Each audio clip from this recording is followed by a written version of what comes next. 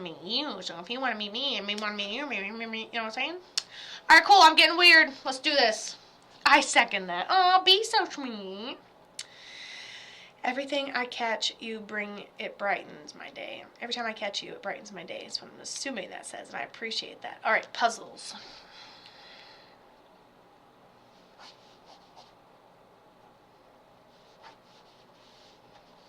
Oh, I feel nauseous.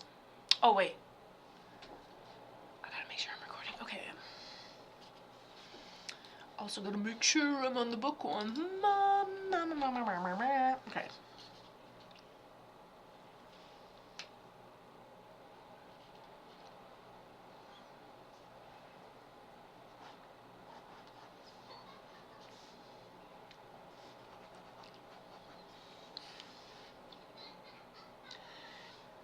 I was nauseous, Kato, but it happened really suddenly. And it felt tragically, but only because it was before my time.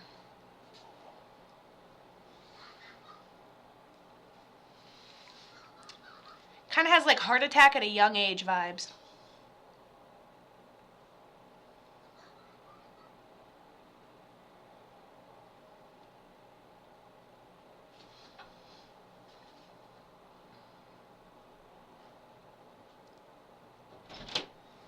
Mom, it's only been like 20 minutes. I'm on my last one. Shut the door. Have an attitude and we'll have problems. Solves that. Come on. When are you going to be done with your work? 5 minutes. It's been like 20 minutes. Good. Well, how do you think you eat? So close the door.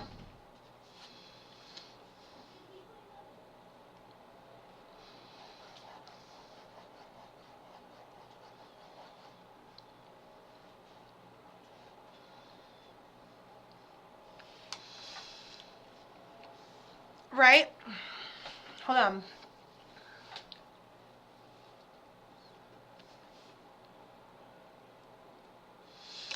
Alright, Keith tells me he's got like nauseous vibes. For some reason he kind of has like father figure vibes, but he seems like younger.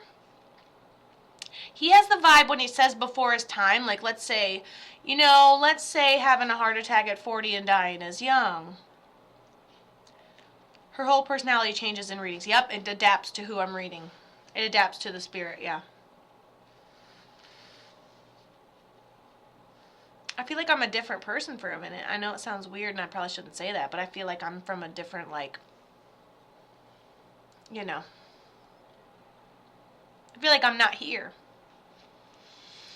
Okay, so here's what he tells me. Keith says, suddenly, unexpectedly, tragically, he goes, wham! So it just hits him out of nowhere is a sign and symbol that I get. Tells me he passes before his time. Is he a little older? I feel like he is. I feel like he's like dad vibes or like grown adult, but this happens. So it happens before his time. Chest hard to breathe, takes me down all at once. Gray, situational. So something situational, something overlooming, something I got right into and like, bam, stop me on a dime, okay? I feel weird and nauseous in my stomach, and an organ almost seems like something just like heart gives out, stomach gives out, this gives out. It almost seems like a medical decline that I'm not expecting, or he doesn't necessarily say partial responsibility, so I can't. Oh, he was 56 and it was heart attack. Okay, great. I mean, not like great, but like, because I was like, if you're 40s and you have a heart attack, like it's still young, considered young when you can't. Okay. Who is this person to you? Is it a father figure? So, 56, dies tragically of a heart attack. I don't think this was his first heart issue. I don't think it was his first heart issue. He's like, but only because he said it was unexpected because I was trying. Like, I was drinking. Okay, it was your dad. He goes, I had water yesterday. You need water every day. He goes, how's trying? Let's say you've had a heart attack before, so you eat Cheerios in the morning. Well, it's not going to fix your problems, but it's an effort. Bran, And so I don't think it's the first heart attack, but I think by the time that it happened, because he had talked about, he did not take care of himself. He goes, I had water yesterday. And then you're like, nope, he didn't take care of himself. Oh, he had diabetes too, so that's not helpful. So listen. You can't see this because you're not on here. My bad. So, tragically, before his time, father figure. I had written down, you'll see this on your recording, I promise. You sound like him, country. Oh my gosh! No, I don't want to know. I'm developing their accent. I cannot. You sound like him. You went country, Kato. Oh no. I'm just trying to do some readings and channel dead people, and then I'm going to adopt their accent and make it twice as weird. Okay, so here's one thing he tells me, and the diabetes thing makes sense with that. Okay, he tells me like stomach or a specific organ, like a heart. He kind of tells me there's like a leak or psh, psh, psh. You probably saw me physically gesturing to that earlier. Okay, and so I think that like, because I'm like, I don't feel like it's his first heart attack, but when it did happen, there's like no repairing it. It was thin, it was worn down, okay? And then you're like, well, he had diabetes. So that's all his damn organs being worn down, okay? I'm not even trying to do a southern accent. Y'all get out of here with that nonsense. Okay, is that him true? He goes like this. So he kind of shows me, like, you know how mechanicals are really technical with their hands? They're not all about their words, but they can, like, fix little shit. He does that. Can you tell him I'm sorry I've been dealing with regret pain so deep? He goes, why would you be sorry for living your own life?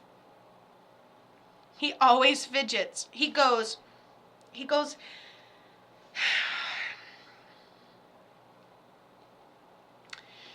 are exactly the same personality, but two very different people. It's like, he's like, well, let's say I have ADHD. Okay, I have ADHD, I'm going to run my company, I'm going to be a boss bitch, I'm going to do 200 things, I'm going to make that money, and I'm going to do whatever. You know what, if my kid has ADHD and wants to run around and play soccer and break into a car, you know what I'm saying? Like, he could be completely just so different from who I am, but we're the same, you know? So you guys are the same, but you have different people of who, and then what?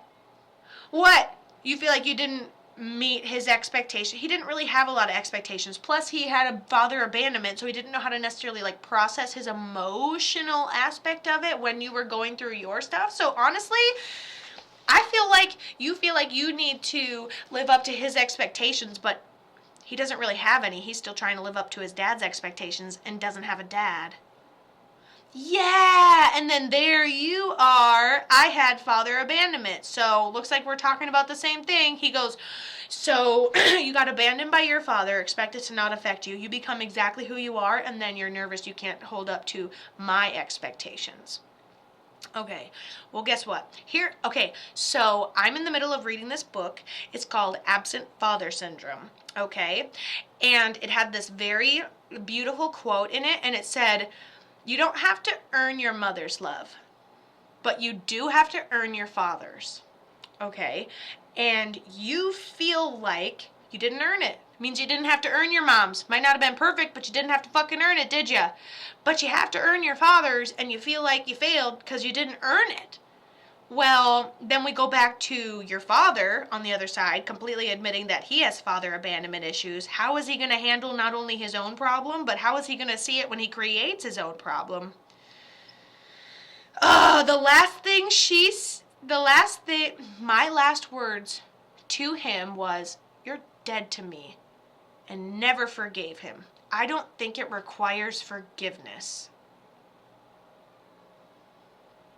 Because you'll never get an I'm sorry, so it was your hurt.